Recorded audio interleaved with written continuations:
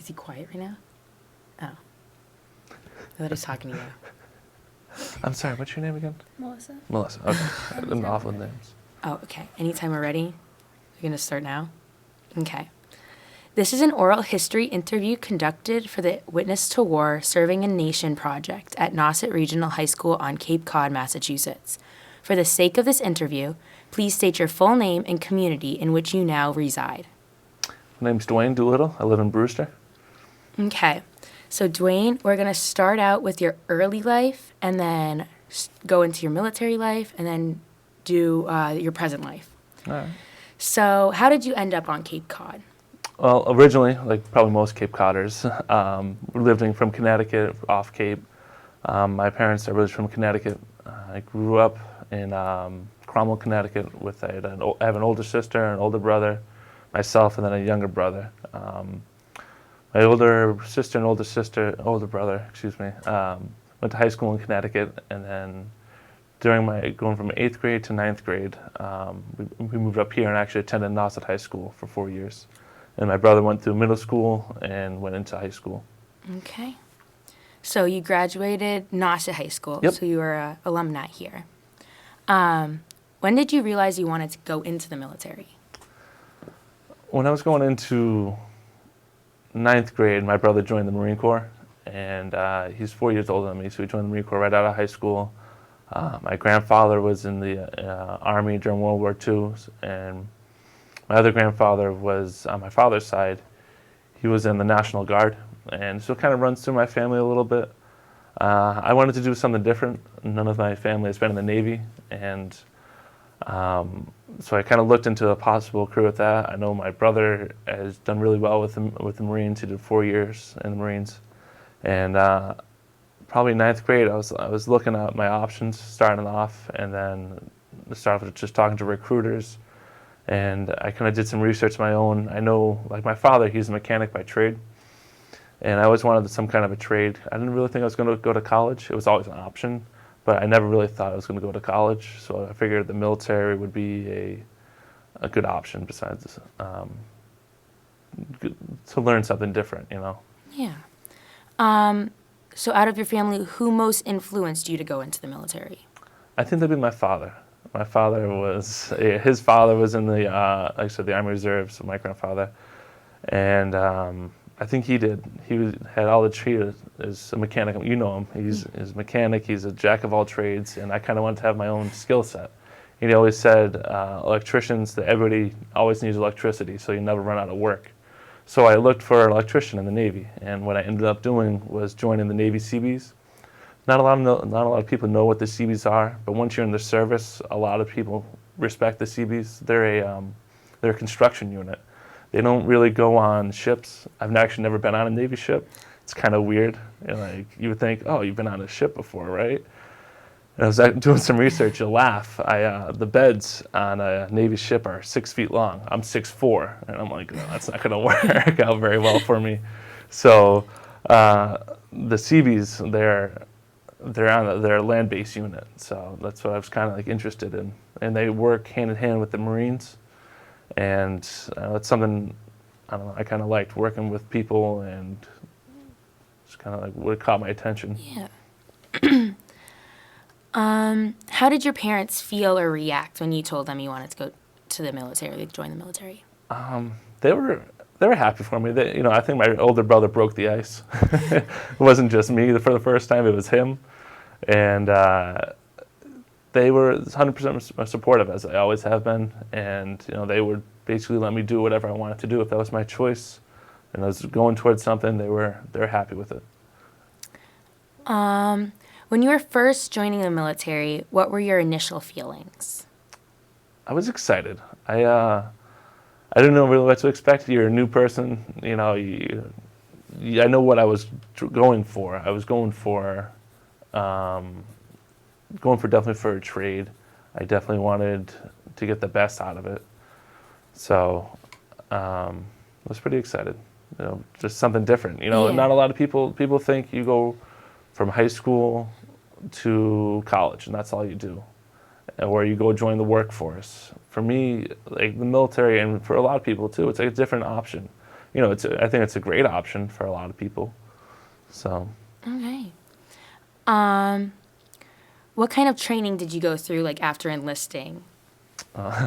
So I had to go through boot camp first, which was in Great Lakes, Chicago. And boot camp was for, I think it was 8 months. No, excuse me, what was it? 9 weeks, excuse me, 9 weeks of Navy boot camp. And then after that, what they do is they put you in your job. Mine was electrician for the Seabees. And we had to go to Shepherd's Air Force Base in Texas. And I was a group of, I'd say 15 people. Would go through a class and they train you in electrical theory, give you a wide variety of electrical theory, installations, all sorts of stuff. And so that was for about, how long was that? I think that was about for 4 months. I was in Texas. And then when I originally enlisted, I was enlisted in reserves. So the reserves, you'd go through boot camp, you go through your schooling, which was electrician, and then you come back to your reserve unit. And then for my reserve unit, I went out of Newport, Rhode Island. So I kind of got bounced around a little bit. And then finally ended up in Newport, Rhode Island. Okay. Do you have any stories from boot camp? Boot camp? Plenty of stories. You got guys from all over the place. You got them from all over the U.S., and it's a big melting pot, different races, different ethnicities, and different beliefs, and you guys have all you come to this. It's kind of like a crappy situation, but you're all living together. So you got these guys that have no clue what's going on. The drill instructors are yelling at you, and it's now I think when I'm out of it, it's comical, to just. The day to day, you're like, is this real life? Like, what the hell's going on?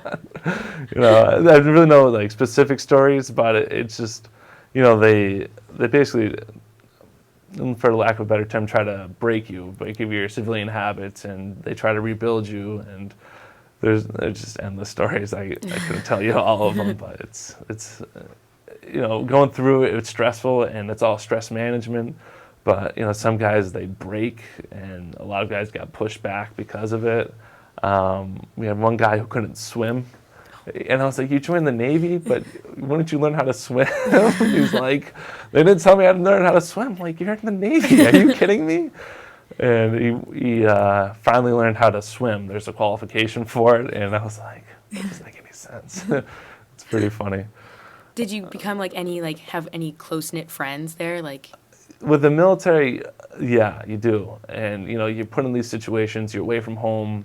There's you're just put in a different situation, so you come close to people. You talk to them, you work with them, you live in the same area, you shower with them, It's like, sorry, that's kind of weird. But, you're together, and so you form these, tight groups. And it's funny, like, my best friend's in California. If I'll ever see him, I don't know. It's just, that's what you get with the military. Everybody's comes from every different place, and you work together, and just make a lot of friends from everywhere. It's unreal. Was your training as hard as everyone would expect it to be? For me, the physical part. Physical part? Yeah. No, not. It was they kind of get you ready for it. Before I joined, they go like a delayed entry program, and they tell you you need to run so many miles, so many push-ups, and so many sit-ups in a timed event.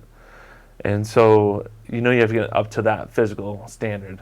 The repetitiveness of it, and they call it a beat down, but it is a lot. But once you pass those tests, for me, I was mentally ready for it, and I try not to stand out. I know I'm tall, but I kind of stand out anyways. But, you do what they tell you, and they're going to pick on you no matter what. So.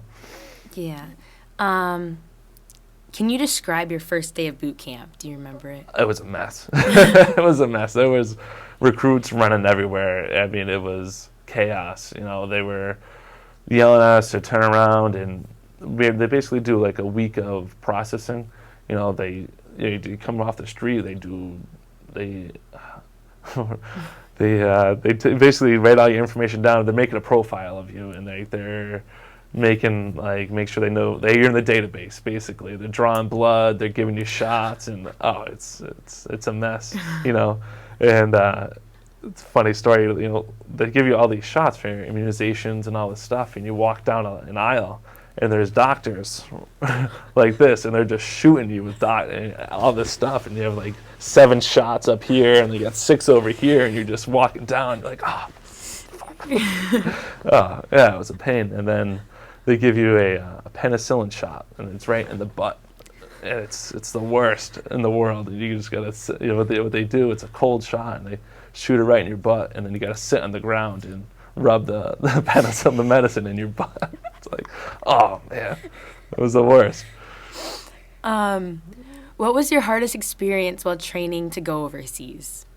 The hardest training? Yeah. I enjoyed the training. What we did was I was mobilized with a unit that was out of New York, and so again, I know no one from New York, so you're with a bunch of guys that you don't know, and you all have to train together. But I enjoyed the training. I don't know, get you to call me boy or whatever. You enjoy that type of stuff. I mean, I think the hardest part was just leaving home. Because what we did was we mobilized in New York and then went to California, and that's where we did a lot of our training. And just leaving home, and when I joined, when I was 20, I bought my first house, and I still live there. But I bought my house in September 1st, 2009, and then 3 months later, I've got orders saying that we're going to get deployed. And I was like, I just bought my house, But that's how the reserves are, you're going to get deployed. And 3 months later, 4 months later, I'm on a plane going to California, and I just bought this house and all this stuff, so it's hard, And the training, I mean, we learned a lot. There's, you don't really know. I didn't know really what to expect when I was there. I mean,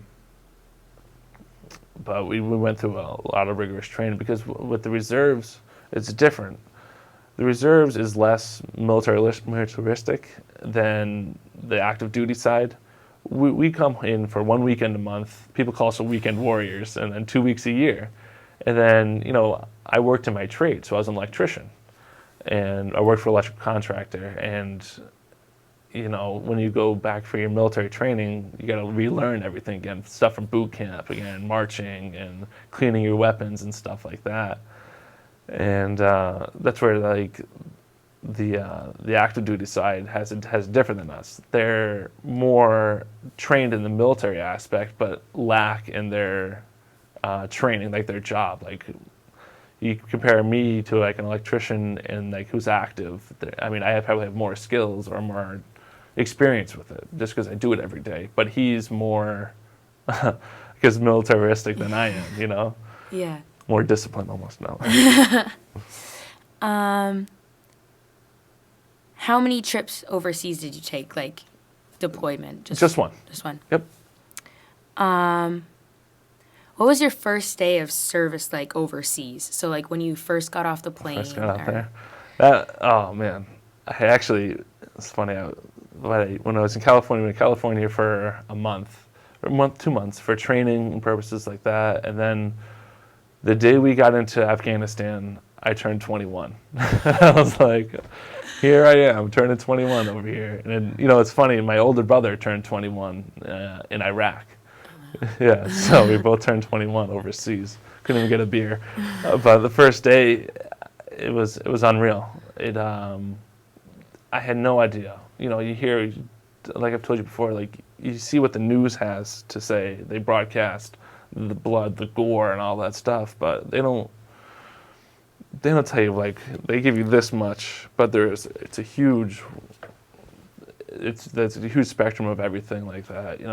We flew in, we came from California to Maine to Ireland down to Kuwait, and then from Kuwait we flew to Afghanistan. First day there, I mean it's it's like 100 degrees, and then you have all your gear on top of you, and you're like, where the hell am I? We landed in Kandahar Airfield, which is a huge hub. It's massive. It's a city in itself, and I had no idea. It has bus routes. It's the whole NATO force. So you have the Germans. You've got the English go there. The British, excuse me. Bulgarian units there. So it's just like a main hub, and it's unreal. The first day was just like, wow, what am I doing here? Can you describe the terrain? What did you see when you got there? When we got in, it's a desert. The southern Afghanistan is a desert, and it's hot, dusty, and flat. It's just flat, and the first thing I thought to myself was, who would want to live here? It's hot, and there's trucks going around, so they kick all the dust up, and it's just like, it's unreal. And then my second response to getting there is, what is that smell? It's kind of gross, but what they do is they have all the stuff from the porta potties, and they bring it to this pond, and they release all the stuff in the porta potties into this pond. It gets filtered, and we call it the poo pond, and it has a nice blue tinge to it from the porta potties and all the sewage. And it was just open sewage, and it was disgusting. I have no idea how that got past. I didn't really want to know, but the wind would blow a different way, and it would blow over the whole base, and the whole base would smell. It was just, it was disgusting. And you could tell the new guys, because the new guys would always almost throw up. And then after you stay there for a couple weeks, you get immune to it. It's not a pleasant sight. It was gross. Can you describe the emotion you first felt when you arrived in Afghanistan? Were you excited or? I was excited.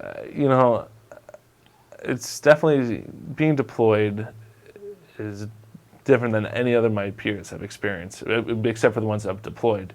No one has a clue what's going on over there. Well, my peers.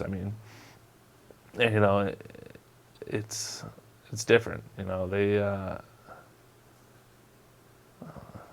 hard to explain. You're in a whole different world. I'm a kid from the Cape. And I get into a landlocked country. I'm like, where's the water?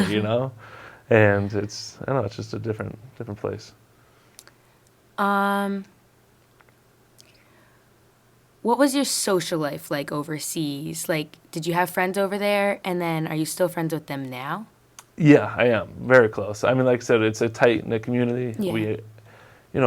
We get to Kandahar Airfield, and we're an electrician, and so all the electricians will work together. So your bond gets close with these guys, because what they do, we get to Kandahar Airfield, and we have to, then our orders start coming different to move on to different places. We go, being an electrician and having experience, they need experienced people. You can be an electrician and not really know what you're doing, but they tend to see your skills so they can use those skills. So they take a lot of the guys that I worked with. We moved to different parts of Afghanistan together. We flew in helicopters together. We convoyed together. You lived with them, and then you get really close with them. Yeah. My unit was from New York, so I have a lot of friends in New York. So I still talk to them. Social media and everything like that. So. So.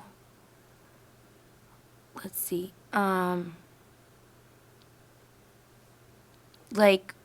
Were you ever so you're an electrician, were you ever attacked upon or? No, that's fine. So being an electrician, we worked on, my unit, the CBs are a defensive unit. We don't go out, kicking doors down. We're not the Army or the Marines. We're a defensive unit. I carried a rifle wherever I went.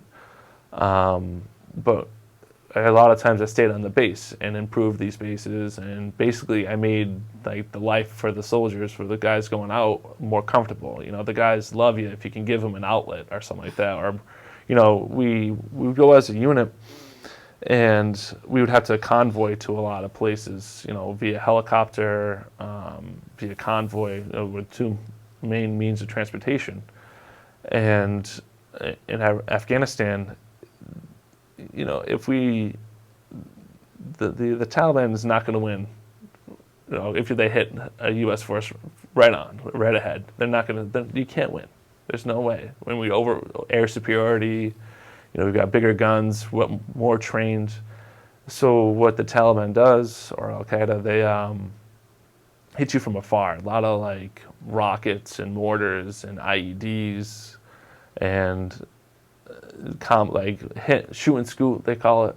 So yeah, we were attacked a lot, actually. My first day in Afghanistan, 2 hours in, the base comes under attack. You get a lot of mortars, stuff gets blown up. It's a lot to handle, and it's my view is different because I moved base to base. I wasn't like the Army where they were actually in gun battles. Granted, we were in gun battles too, but our primary mission was to keep moving. We weren't going to take them out. We just keep moving and get to our primary mission. Like I said, I moved around a lot. I moved from large Air Force base to different forward operating bases. We do work, and then they move us down. And it seems like the smaller places that you go, like a forward operating base is half the size of where I started, or even smaller. And then you go to these command outposts, which are even smaller, and so you got to travel more distances, and so they really hit you on the distances. So, and they have nothing but time, basically. They see us, and they're not going to hit us face on. They're going to wait and see where our weaknesses are, and so they see our weaknesses. They see if we're running on the same schedule. If they see us running on the same schedule, they know, this truck, the Americans won't be here till 5 o'clock every day. They're here. So at 3 o'clock, let's plant a bomb here in the road because we know they're going to be here at 5. So they watch you, and there's just a lot going on. And so you always have to be vigilant with stuff. When you're in the convoys, it's the most dangerous portion of it. You have to look for like if there's a road construction or something like that, because people still live there, so the roads still have to be constructed. But if you see something out of place or you see trash on the side of the road, you have to be vigilant because that they're not going to attack you right off the bat. They're going to try to harm you and wear you down. Were you ever in a bombing, like? Yeah. Yeah. It's pretty frequent. We're in a convoy. I think it was June. It was hot. That's all I remember. But we were rolling down the road and going to a forward operating base, and on the trucks they have these devices that put almost like an invisible bubble around you, and what they do is, I forget the official name, but a lot of the times they detonate these IEDs with a cell phone. So the bubble around it blocks the cell phone call. So when the truck goes over the bomb, it blocks the cell phone call, so it doesn't complete the call or to blow it up. And so on this thing on the truck, you can see lights picking up, and that's an incoming call. So there's a bomb under the truck. So you see that, and you're like, oh man. But they had some kind of secondary mechanism to blow it up, and our truck rolled under it, and it blew our truck up. We were in an up armored vehicle, and everything. It was just dust, and it was probably one of the darkest days I had there. They not only hit you with a bomb, but then they come up, they start firing. I was contact right, so on the right hand side, and then they hit you in the back with another bomb, and it was not a good day. And luckily nobody was hurt in our truck. It wasn't like some of these bombs. They've got a huge, 500-pound IEDs. But this was a smaller one, and they've upgraded a lot of the trucks. The trucks now have you've seen like Humvees. So they're flat bottom. Mm-hmm. The flat bottom would absorb the bomb underneath it, and then now the newer vehicles have a V-hole. So when it hits it, it deflects it off to the side or to the right and left. So luckily I was in one of those, but you still get shooken up. And my first response is, "What's that?" And you just get a little shaken up, and you have your fingers, you have your toes, and you have all this stuff, and luckily, like I said, it was a smaller bomb, and we got everything. And I was like, "Am I good? Am I good?" So. Yeah, it was just not a good day, but it's definitely, you get shook up a lot. Did anybody in your group get the people that you're driving with get like severe injuries or? The gunner on the top, he was shook up the most. He's more exposed, so he had a lot of gravel in his face, a little shrapnel and stuff like that. I was down in the truck, and so he. Just a little shook up, and we put him out for the rest of the day, and then another guy took his place. So just it's kind of hard to talk about a little bit. Yeah, no, that's totally understandable. So the more do you have any other stories like that? Like any other where shooting where they were shooting at you or attacking you while you were just trying to do your job? Or? Yeah, they have. It happens all the time over there. A lot. Like I said, they can't overtake the force. They try to demoralize us, but it was pretty much every day. You get an incoming round. What we were doing is we're upgrading bases, and we don't go looking for trouble. We're a defensive unit, but we're on the bases, and the bases, they're in the middle of the desert. You can't miss them. So what do? What does the Taliban do, or whoever's fighting us or whatever? They try to just harass us. They try to send in mortars and IEDs, like I said, and then it's just, every day something was different. If it wasn't one day, it was another day. And, you feel bad for the guys that are in the Army or in the Marines, whoever we worked with. Because I worked with a whole bunch of people. They, they were out in the field, moving into the towns and stuff like that, where they're more exposed, where I wasn't as exposed as they were. And,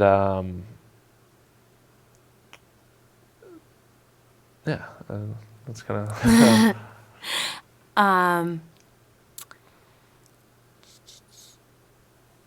So you've described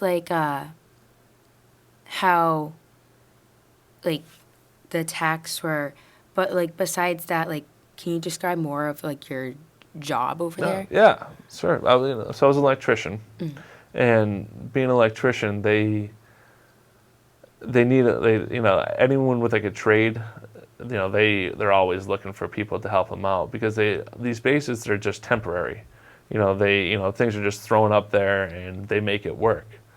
And then we come in and we have to repair a lot of it. It's and I'm sure your brother knows, it's I got to fix this thing now, I got to do it the right way. What happened previously, they were having people come out and they're having issues with grounding. And people were getting electrocuted in showers and stuff like that, because they just didn't know how to install stuff. I mean, they got water up and they have an outlet. That's all I need, right? But they did it wrong, and people were getting electrocuted in showers, and that's not good. So what they do is they hire contractors to come out, and inspect our work or actually do work. But contractors can only go so far and be put in certain places, and then there's minimum resources, so they send the military electricians in, and we can go to different places that the contractors can't. And so everything over there is run on generators. Everything's on generators because there's no grid. We don't tap off the grid. we have our own generators. So I did a lot of work with bringing generators in, running all the cables out, doing repairs on generators. So you're not only just an electrician, but you learn how to build stuff, or you learn how to repair a generator, even how to So it's like you try to become a jack of all trades. And it's funny, like I said before, like you hook up a generator and give the guy like an outlet, or you build like a we building like large wooden structures. You put him in a room and get him off his tent.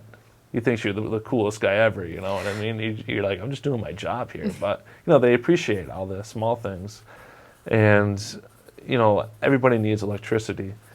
And for the medics, or for the command post, or even just the guy that needs an outlet so he can plug his computer in.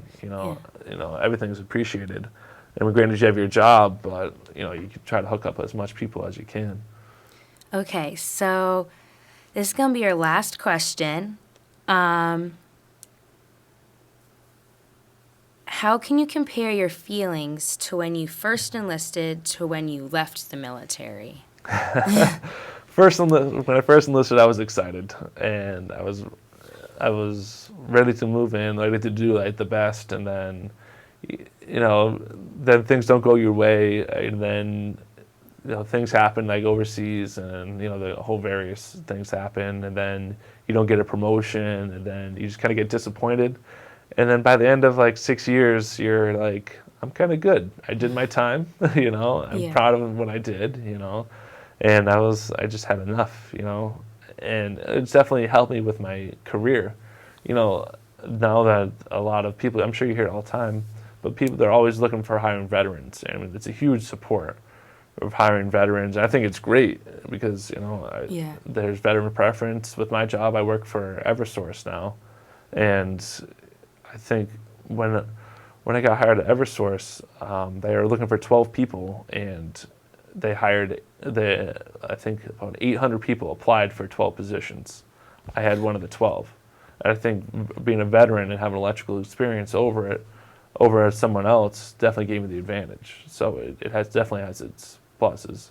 And plus, not going to college or anything like that, you have a trade, so it definitely is an advantage. So my feelings getting out, I was ready to get out. By the end of it, I had enough. You had enough. Yeah. You served your country. Exactly.